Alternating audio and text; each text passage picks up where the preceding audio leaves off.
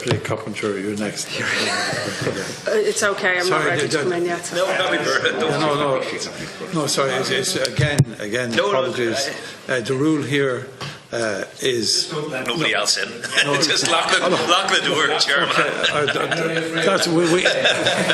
We've never done that yet, but it's just a rule that we have. We take members' credit, but I think Deputy Coppinger wishes... Somebody else can go ahead for now. That's fine. So, and Shannon Donnghaile Tá on floor good finish. Finally.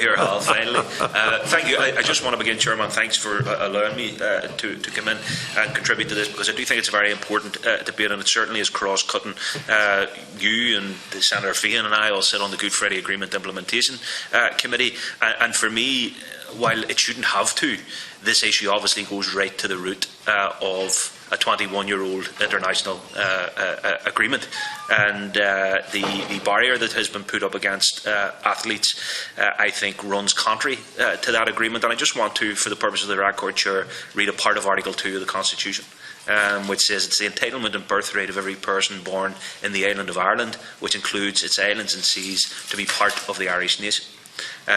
So I want to commend you for taking this stand on behalf of, obviously, our athletes and sports stars who feel very passionate about this, who shouldn't have to, at this late stage, 21 years after the Good Friday Agreement, be kicking down the door to have what is a very modest and basic entitlement and right, both under the GFA and constitutionally afforded to them as well.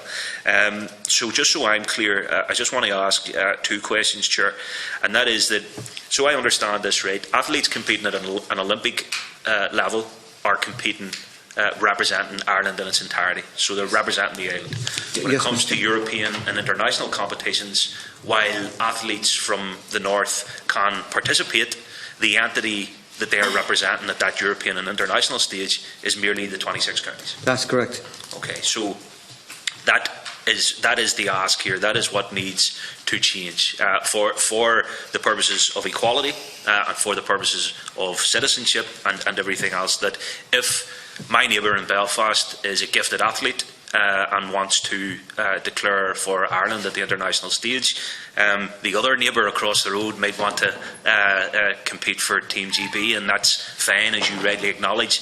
If we are to be true to the GFA, then that is their right and entitlement as well. I don't think anyone in the political climate we're in wants to be identified as being anti-agreement or running contrary to the agreement. And if Athletics Ireland are currently operating in the way that they are, I believe that they are running contrary to that agreement, and that gives me cause for great concern as an individual, but more importantly as a member of this Oireachtas. And I think it's very important that we do hear from them and what their rationale and logic is for sustaining that very outdated and I think unequal position going forward. So it's really just to ask that question. Well, I'm clear now around the issue of the representation, but just if you could maybe give us, if you have the statistics or whether it's anecdotal or not, a view of the broader view of athletes. Are you talking just how wide an issue is this? Because certainly I know it presents itself in other avenues of life, not just in the sporting world.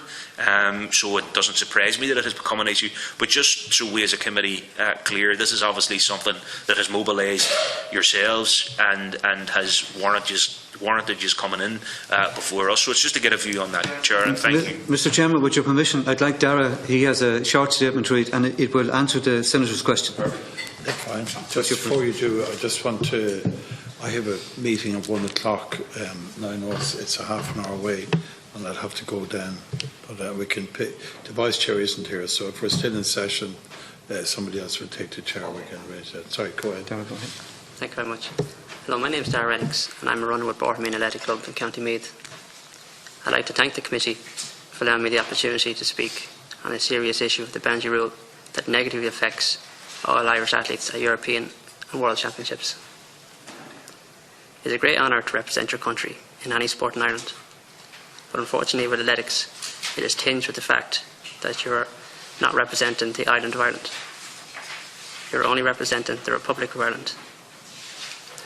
When I bring this up with my athletic friends, north and south, they are amazed that this is the case. We all feel it would impede our future chances of selection on national squads if they bring this issue up with senior officials. In the Ireland of today, political interference by sport is mind-blowing. This situation has been allowed to go on for decades, and I think it's time that it is rectified as soon as possible, so that my generation and future generations will have the honour and opportunity to represent the island of Ireland at IAAF international competitions. And wouldn't that be just wonderful? Thank you very much for your attention. So that's the answer to your question. The athletes, quite a number of international athletes coming from the north, until very recently were unaware that they were running for the Republic of Ireland. They assumed they were running for the island of Ireland. They're very taken back about this. But as Dara just indicated in his submission there, they won't raise it. They're athletes. Now, athletes are busy preparing for a heavy schedule of running events. They're not going to get involved in the nitty-gritty like this stuff. But there is an issue there where they won't raise it because it may affect their future prospects of getting on an Irish team. Okay, Deputy